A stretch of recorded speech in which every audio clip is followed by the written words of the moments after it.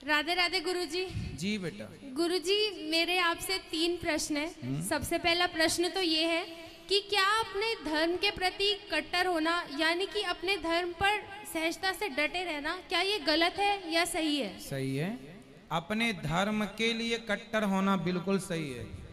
हम अपने धर्म को क्यों छोड़ें? स्वधर्मे निधिनम श्रेया पर धर्मो भयावह। गीता आज्ञा करती है कि अपने धर्म में रहो, अपने धर्म में जियो और अपने धर्म में ही मरो। अन्य किसी धर्म का आश्रय नहीं लेना चाहिए किसी को। जी गुरुजी। और मेरा दूसरा प्रश्न ये है कि जैसे आजकल की जो युवा पीढ़ी है वो अपने धर्म के बारे में जानती ही नहीं है। अगर मतलब हम उन्हें बताने की कोशिश भी करेंगे तो कई बार ऐसा होता है कि वो हमें ही गलत ठहरा देती हैं। अभी परसों ही मेरे साथ ऐसा हुआ कि मतलब मेरे स्कूल में मैं और मेरे दोस्त हिंदू धर्म के ऊपर एक चर्चा कर रहे थे कुछ विषयों को लेकर।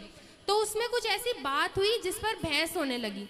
तो मैं आपकी कथा रोज़ाना सुनती हूँ, हमारे घर में रोज़ सुबह आपकी कथा चलती है। तो उससे मुझे जितना ज्ञान मिला है और मेरे माता पिता ने जितना मुझे सिखाया है, उस समझ से जब मैंने उस आधार पर उत्तर देने की कोशिश की तो मेरे दोस्तों ने मुझे ही गलत ठहरा दिया और मुझे गलत साबित कर दिया कि तुम हिंदू धर्म को लेकर कट्टर हो और तुम्हारे मन में जो ये सोच है ना ये भरी गई है, ये बिल्कुल गलत है। क्या चर्चा थी, क्या बात कर रहे थे आपके दोस्त? गुरुजी वो बात ऐसी थी कि एक तो साईं बाबा का प्रसंग आया था, उसमें बोल रहे थे कि जो साईं बाबा हैं वो भगवान है।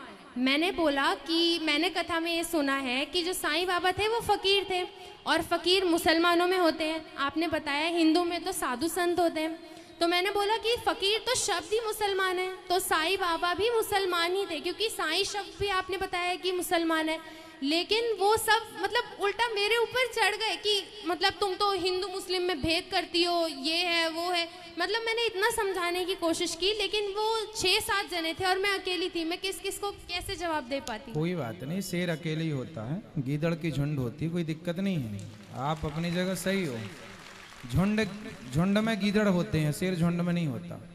आप अपनी जगह सही हो। देखिए बात ऐसी है कि संतों के रूप में हम सबका सम्मान करें पर भगवान के रूप में नहीं। भगवान एक हैं, आपको ये बोलना चाहिए। आप उनसे ये नहीं बोले कि भगवान कितने हैं, आपने उनसे पूछा नहीं कि आप कितने भगवान मानते हैं? जी गुरुजी भगवान तो एक ही है। नहीं, उनसे आपने नहीं पूछा? नहीं, उनसे ये सवाल मैंने नहीं किया। मैंने सिर्फ इतना बताया कि आपको सवाल क्या है? कांटे को कांटा निकालता है, जहर को जहर काटता है, सवाल को सवाल ही काटेगा।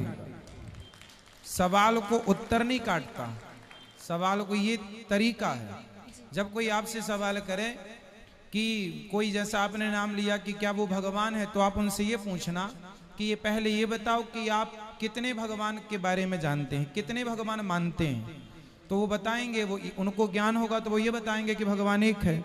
यदि ज्ञान नहीं होगा तो 17 भगवान बताएंगे। समझ लेना कि अज्ञानी है। जो 17 भगवान बताए वो अज्ञानी, और जो एक माने एक ईश्वर में वो ज्ञानी। 17 है ही नहीं हमारे यहाँ। हमारे यहाँ एको ब्रह्म द्वितीयो नास्ति, ईश्वर एक है। फिर आपको ये बोलना था कि जब भगवान एक है तो उनसे फिर सवाल करना था कि तुम्हारे बाप कितने हैं।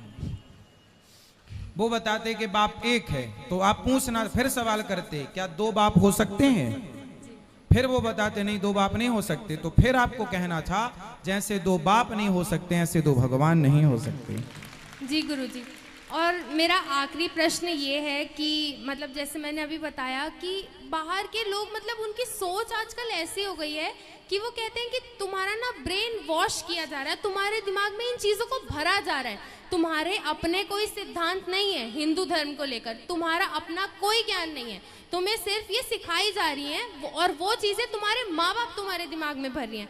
अब गुरुजी आप ही बताइए, ज्ञान तो बच्चों को अपने माता पिता से ही मिलता है ना, और किससे मिलेगा? उनसे बोलना कि बेटा ये पूरी धरती और दुनिया में जितने मजहब पंथ और हैं वो सब सनातन संस्कृति के ज्ञान पर ही टिके हैं। यहीं से सबने ज्ञान चोरी किया है। यहाँ जो ज्ञान इतना साइंटिफिक ज्ञान है, उनसे पूछना कि आपके आज डॉक्टर बताता है कि स्त्री के गर्भ में जो बच्चा है 3 माह का हो जाए तब उसका लिंग परीक्षण होता है, लड़का है कि लड़की। तुम आज ये बात जानते हो, हमारे ऋषि मुनि ने हमारा अपना ज्ञान हजारों साल पहले ये बता चुका है।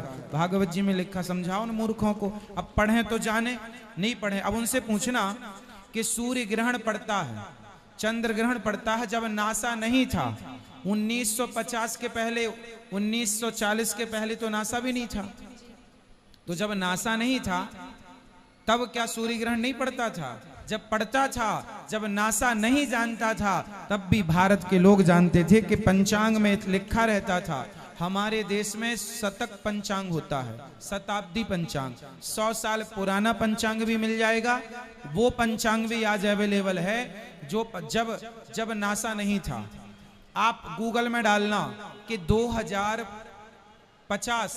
2050 में किस तारीख को सूर्य ग्रहण पड़ने वाला है, गूगल अभी ना बता पाएगा इतने आगे का। लेकिन आप पंचांग उठाकर देखिए हमारे सनातन धर्म का, आज की डेट से 100 वर्ष आगे का पंचांग है। आज से 100 साल 2099 में किस तारीख को कितने बज के सूर्य ग्रहण पड़ेगा वो आज लिख दिया गया। ये भारत का ज्ञान है। अब इन मूर्खों को समझाए कौन, जो अभी गूगल भी नहीं जानता कि 2099 किस तारीख को सूर्य ग्रहण पड़ने वाला है। 99 कौन जानता है, लेकिन हमारा शताब्दी पंचांग बताएगा, और वही बताएगा जो परफेक्ट है।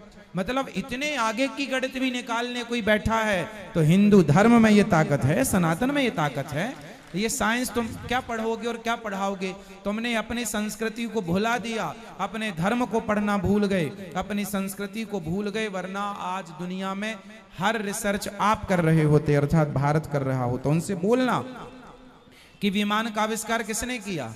दुनिया के किसी धर्म की पुस्तकों में विमान का जिक्र नहीं है, पर हिंदुओं के वेद पुराणों में पुष्पक विमान का जिक्र है। मतलब हम विमानों की टेक्नोलॉजी को जानते थे, इसलिए पुराणों में जिक्र है, वरना दूसरे मजहब पंथ के धर्मों के लोगों ने क्यों जिक्र नहीं किया?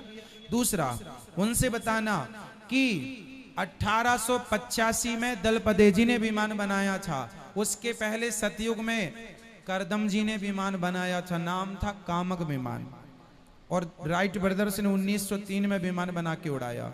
समझाओ कि राइट ब्रदर्स तो आज के हैं, हम तो पहले से। पुष्पक विमान और दलपदे जी का नाम याद करो कि दलपदे जी ने 1885 में विमान बनाया था। उसी ड्राइंग को ये लोग कॉपी किए थे। अब जानते नहीं ना भारत के इतिहास। ये तो सिकंदर को महान बताने वाले लोग हैं, जो जीता बस। ये तो भूल गए कि हमारी अपनी संस्कृति क्या है। ये झांसी की रानी को नहीं पढ़ते, स्वामी विवेकानंद जी को नहीं पढ़ते, आद्य शंकराचार्य जी को नहीं पढ़ते, वरना ये बहुत आगे जाते। और गुरुजी एक आखिरी चीज, मुझे सबसे बड़ा झटका तो ये बात सुन के लगा, मतलब वहाँ पे कोई था जिसने बोला कि श्री रामचंद्र भगवान जो थे, उन्होंने जो 14 साल का वनवास काटा था, उसमें जब वो चित्रकूट गए थे, चित्रकूट पूरा पहाड़ी इलाका है, वहाँ ना कोई फल ना फूल ना सब्जी कुछ नहीं है। तो जो श्री रामचंद्र जी थे उन्होंने शिकार किया और उन्होंने उसे खाया। अब मैंने कहा इन्होंने मर्यादा पुरुषोत्तम श्री राम के बारे में ऐसी बात कह दी। मूर्ख हैं एक नंबर की, गुदना मिले तो गोद दोन के माथे पे मूर्ख नंबर 1। रामचरितमानस पढ़ो, चित्रकूट के बारे में वहां लिखा है कि जब राम जी चित्रकूट गए तो वहां के कोल भील आए। लिखा है ये, हम अपने से नहीं बोल रहे हैं। वहां के कोल भील आए और दोनों में फल फूल लेकर आए और राम जी को अपने हाथ से उन्होंने फल फूल दिया। राम जी ने कहा, लिखा है ये। वहीं पर ये चौपाई आई है कि जब लोग कोल भीलों ने कहा क्या ये हमें स्वीकार करेंगे, तब उन्हीं कोल भीलों में से एक ने कहा कि राम ही केवल प्रेम प्यारा, जान ले ये जो जान नहीं। अरे वहीं की चौपाई है। चित्रकूट फलों से भरा जंगल था और वहां पर नाना प्रकार के फल थे, है ना। और वहां पर लिखा है ना हम कहें ना आप कहो, कौन से बोलो मूर्खो, पढ़ा करो कुछ। और गुरुजी बस एक आखिरी बात, आज मेरे माता पिता की 24वीं सालगिरह है, तो आज हम वृंदावन आए और मैं चाहती हूँ आप उनको एक बार मुबारकबाद दे दें। बिल्कुल, भगवान आपको सुखी रखें। गंगा यमुना की तरह, क्या शादी की सालगिरह है तो गंगा यमुना की तरह आपकी जोड़ी बनी रहे।